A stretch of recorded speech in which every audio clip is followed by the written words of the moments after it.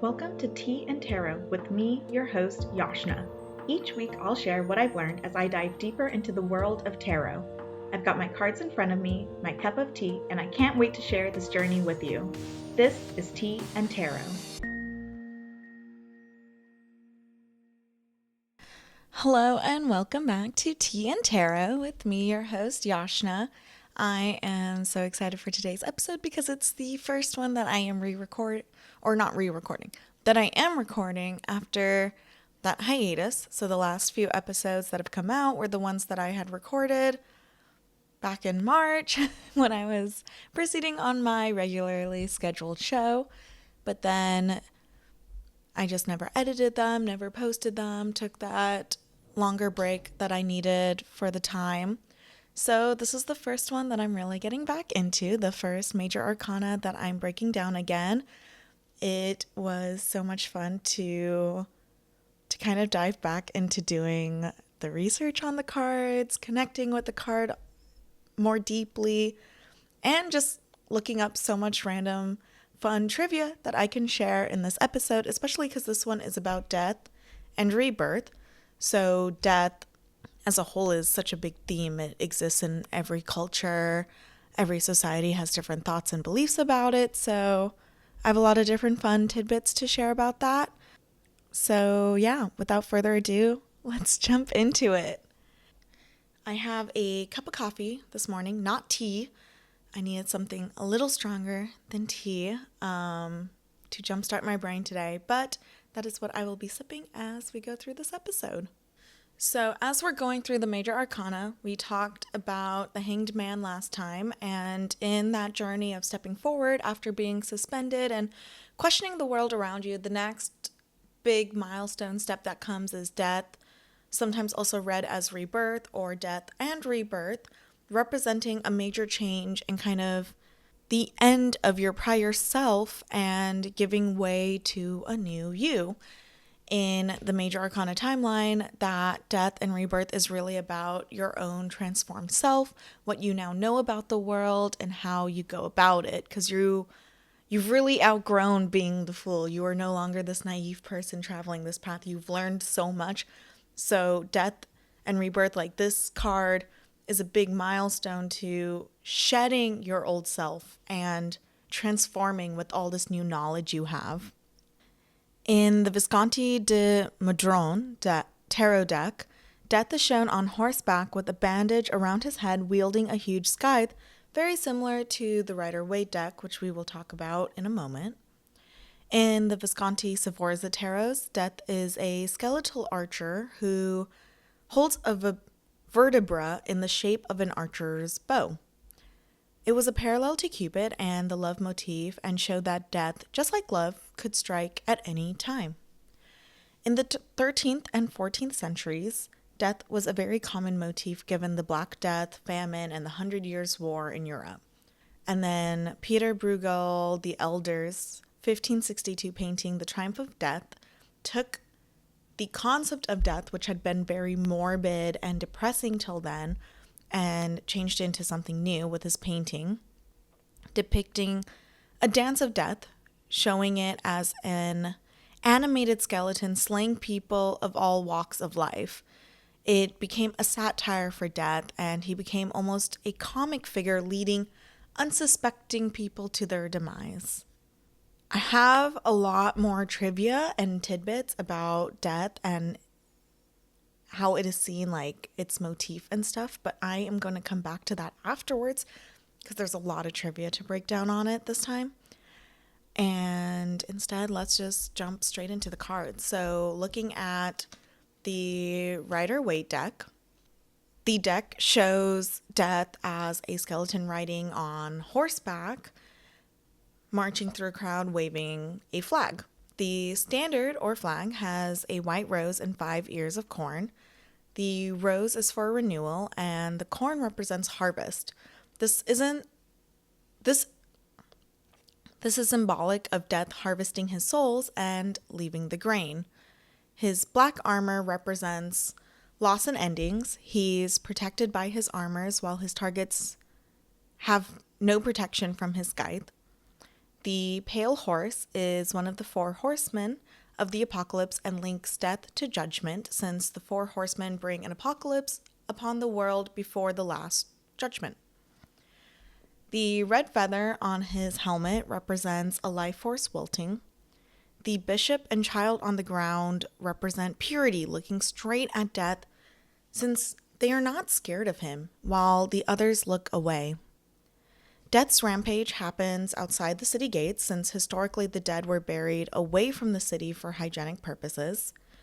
The gates can also be seen as a symbolic gate to the afterlife. The ship is representative of the journey to that afterlife and alludes to the Greek mythology. The ship represents the journey to the afterlife and alludes to Greek mythology and the boat that must be taken to cross the river Styx into the afterlife. So that's the Rider-Waite deck. Now to break down the Light Seers deck. To start the breakdown, I am going to read the Death and Rebirth story that is in the Tarot for Light Seers guidebook. The Reaper steps into view and stares at the Seeker.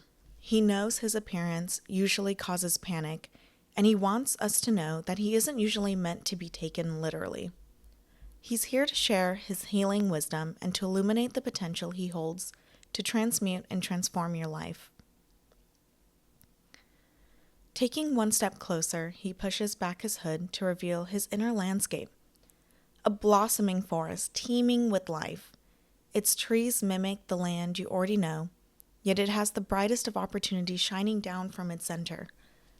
Familiar territory, but vibrating at a higher dimension.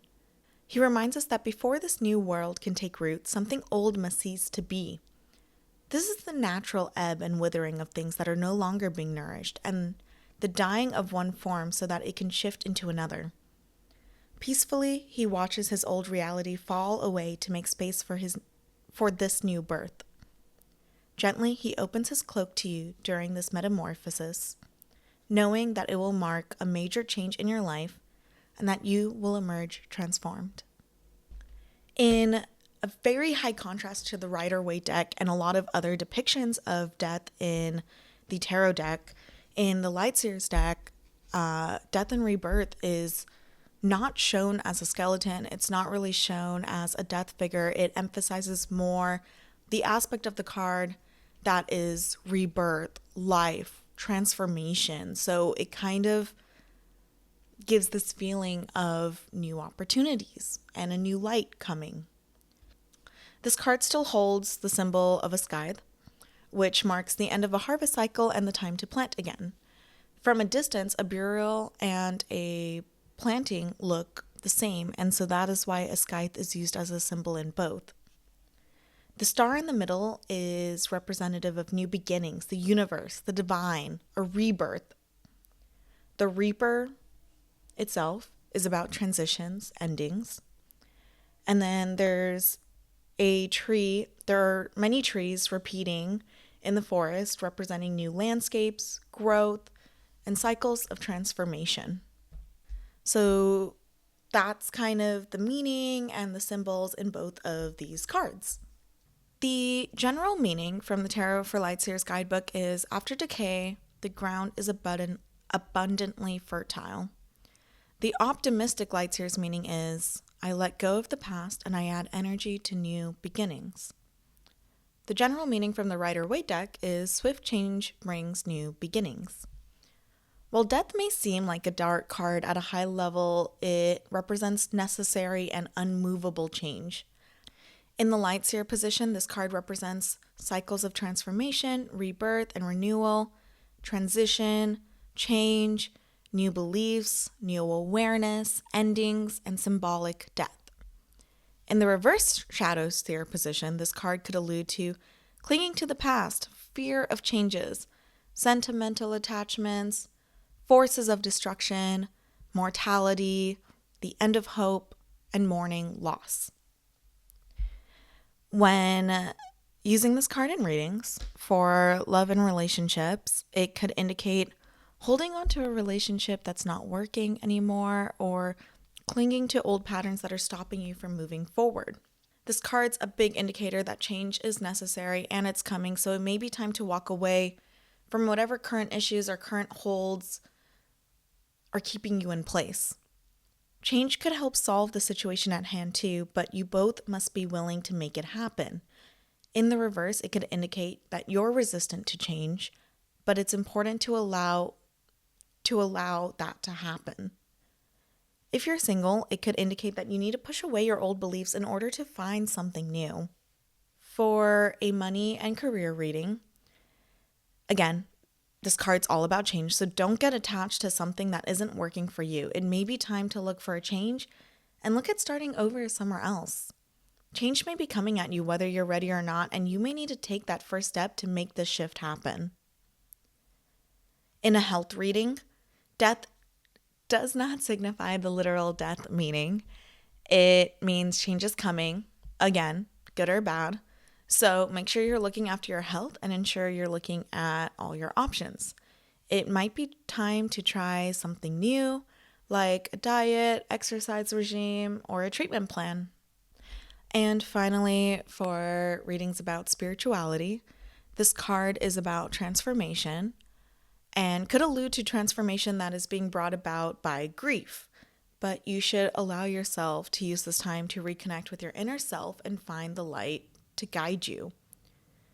You might be feeling more connected to your inner self, and this is a good time to take that next step in your spiritual transformation.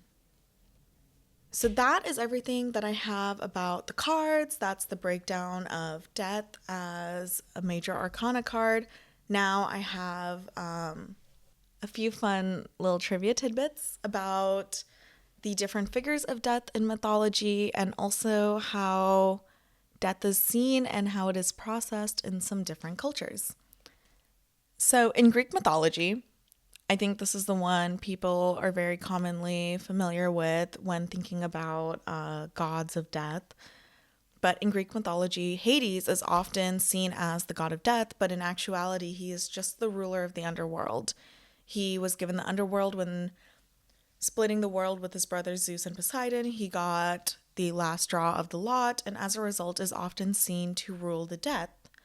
He has limited interactions with the living, but he's not the actual god of death.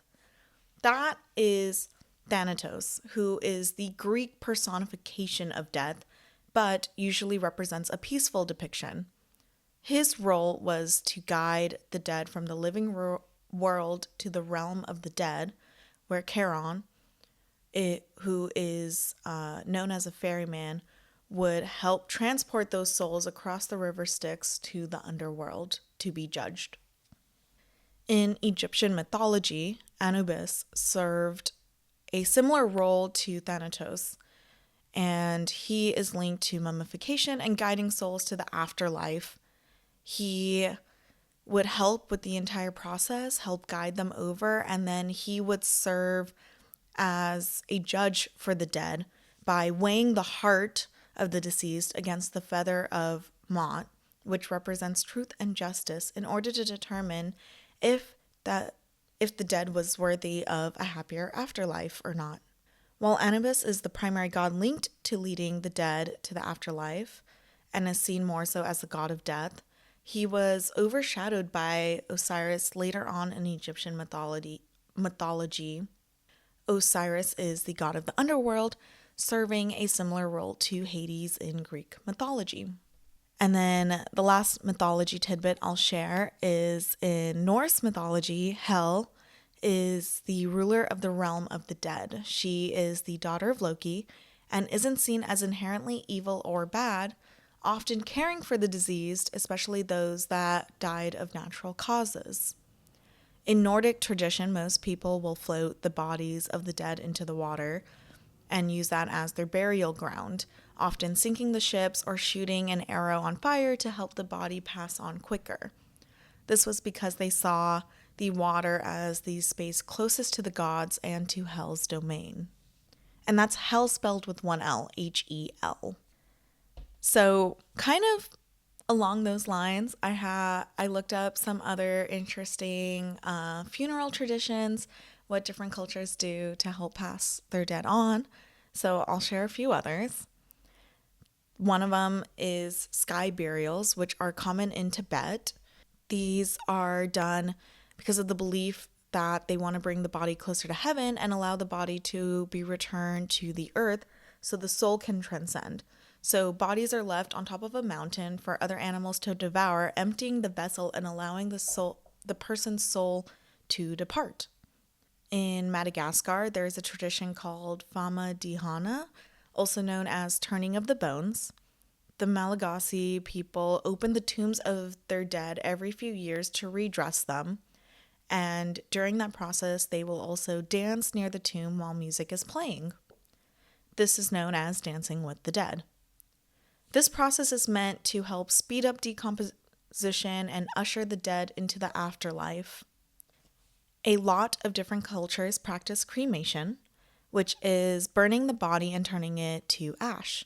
In Indian culture, the cremation process helps release the soul from the body so the person can move into their next life in the reincarnation cycle. In Hindu beliefs, it is believed that after you pass, instead of going to an afterlife where you are judged on where you will spend your eternity, the whole concepts of heaven or hell, Elysium, nirvana, instead of that, Hindus believe that you are reborn and your rebirth cycle is determined by karma. So if you were good in your life, then you will be reborn into a better life. And if you were not in this life, then you will be reborn into a worse life to make up for it. So cremation is used to help move the soul into that next life, and the ashes are often spread in a holy place or a place important to the person who passed. One thing I think is also interesting to note is that in Hindu culture, white is worn to funerals, which is very different from the more common depiction of white being worn to weddings. In South Korea, bodies are often cremated as well, but the ashes are turned into beads, which can be treasured and passed down as heirlooms in the family. The beads can either be worn by loved ones or used to decorate shrines or other setups to commemorate their dead. So that is everything. That wraps up all my information that I have on death. So stay tuned.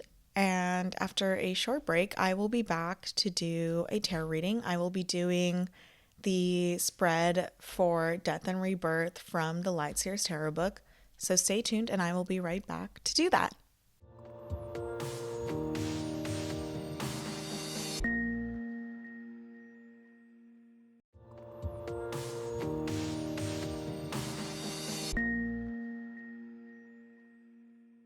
Okay, I am back, and like I said before, I am going to be doing the tarot reading for Death and Rebirth from the Tarot for Light Seers guidebook.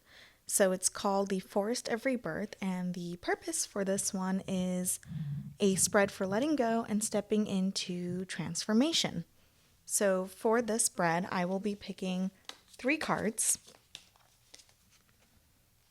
I'm going to start by shuffling the deck, as I usually do, and then I'll talk about the 3 cards I am going to draw as I do it. But first, let's give this deck a good shuffle.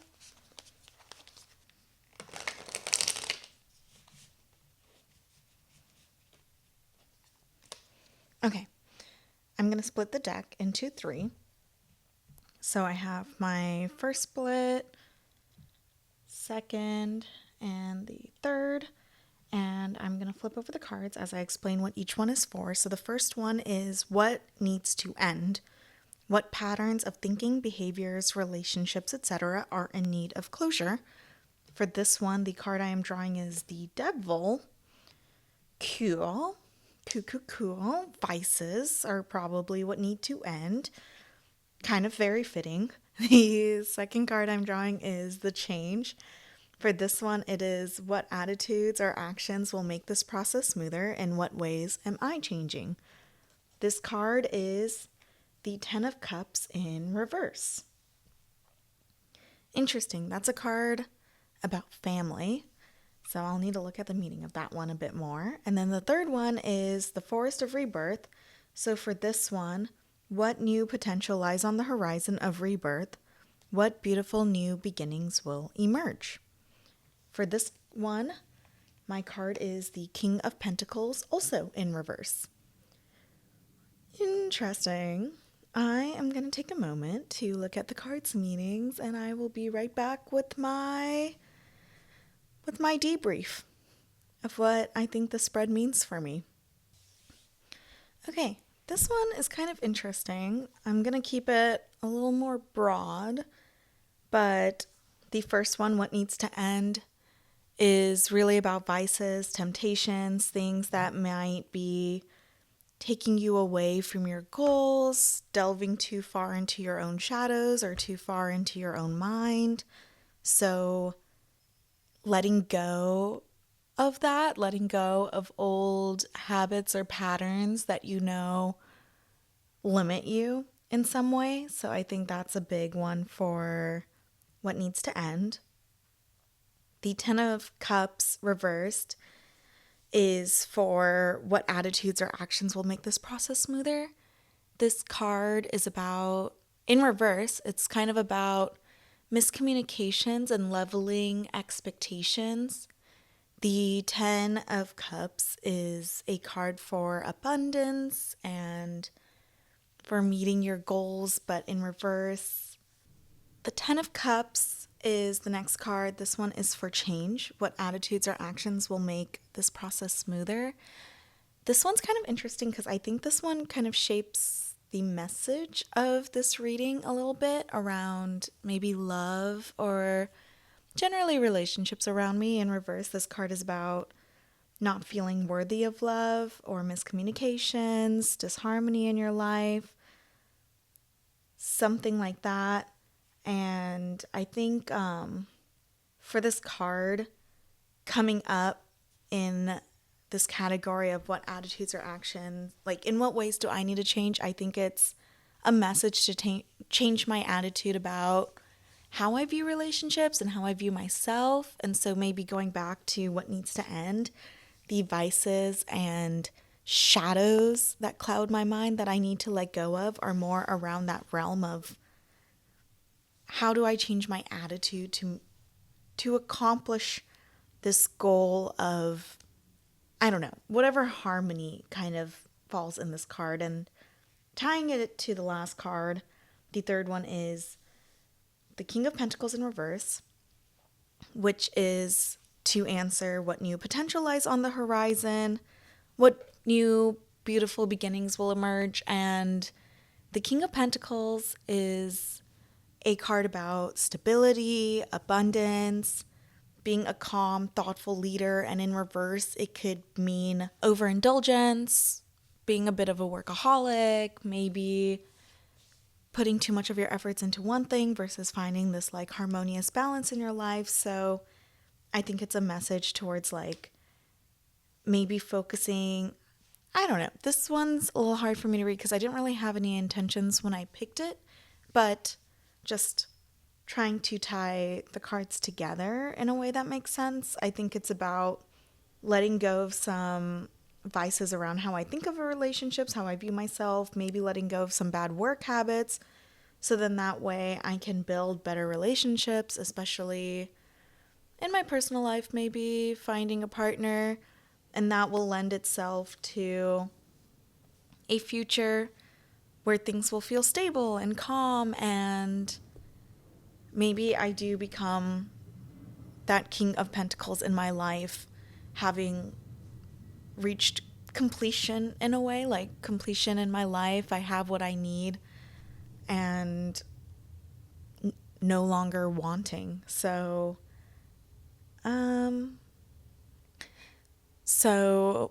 a high level, I think this is where I'll leave the reading. I think these cards are very fitting, but there's a little more.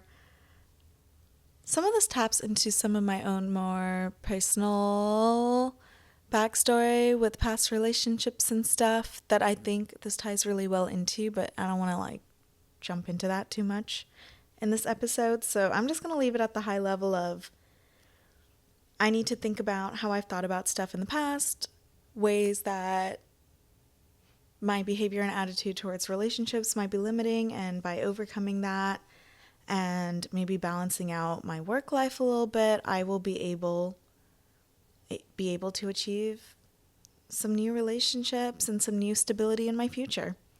And I think that's a really great read of this spread. So that's it. That's the spread. Thank you so much for tuning in to today's episode.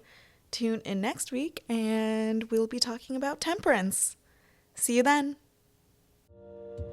Thank you for listening to Tea and Tarot with Yashna.